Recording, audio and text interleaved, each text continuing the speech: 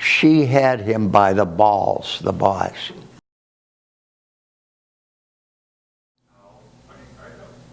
I had gotten the job, we had celebrated getting a job at Sutherland's, which was the largest department store north of Boston. And I got the job as advertising manager, $75 a week, and I was in heaven.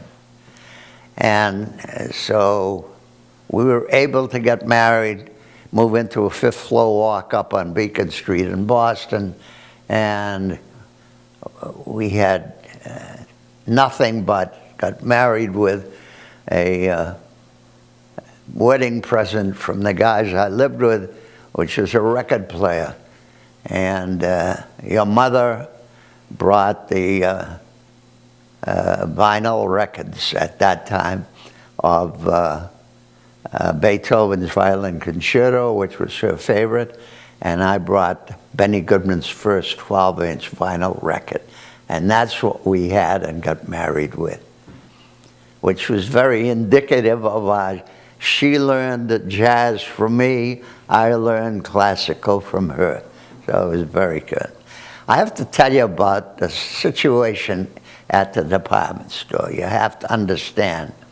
When I came there to be interviewed, I was ushered into a little office under a stairway where a woman, a Mrs. Pigeon, busty, big, busty lady, had her office there. And from what I found out later, she was the buyer of 11 departments downstairs on the first floor, the personnel manager and assistant to the president. And what I find out, obviously, is she had him by the balls, the boss, and squeezed most of the time because she ran that operation. Everybody was scared to death of her, and they had a right to, because she was a witch. And I found out later that the story was that the old man Sutherland, founder of the store, had a heart attack during the war years, and he married the single daughter, the only daughter that they had, and inherited the boss of the store. Well, he was a spoiled brat, got kicked out of 3 prep schools, and he was an idiot. He really was an idiot. So he was easy mark for her. And supposedly she had been the moll of the mafia guy locally. That was her background. Everybody in the store was shocked, but that's the way it was. The whole town knew that situation because the boss would come in and go up to his 3rd floor office, open his mail, and at 10 o'clock would come down and go into this goddamn little office under the stairs where with 3 people and your knees touched. That's how. Anyhow, everybody in town knew the situation, and I had to learn it slow but sure. Because when I came there, I'm sitting there in this office, and they obviously needed somebody, and I got hired immediately. And the first indication that I would have some problems was I had just bought a 3 pinstripe brown double-breasted suit. And I lived in Boston, took the train up to Lawrence, about a half-hour ride every day. And I used to play pinochle with the Jewish retailers who did the same thing, commuted. And this particular day, I was wearing bow ties. I picked a bow tie with orange and brown.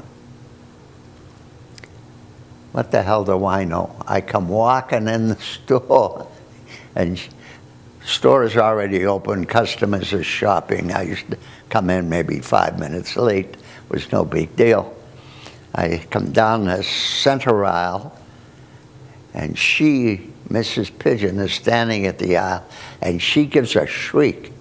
"Dave, what have you got on?" Look at, what, my fly open? What's going on? And she starts using language that I used to hear in the service. And I start pushing her back because customers are there. She didn't give a shit. She pushing me. I'm pushing her back into the office. I'm saying, and she says, "You get over there and get a green tie like everybody else." I take a look. The men have got these big green ties. The ladies got these big green flowers. And it occurs to me, it's St. Patrick's Day and I'm wearing an orange bow tie. So I push her back into the office. Meanwhile, somebody calls the boss.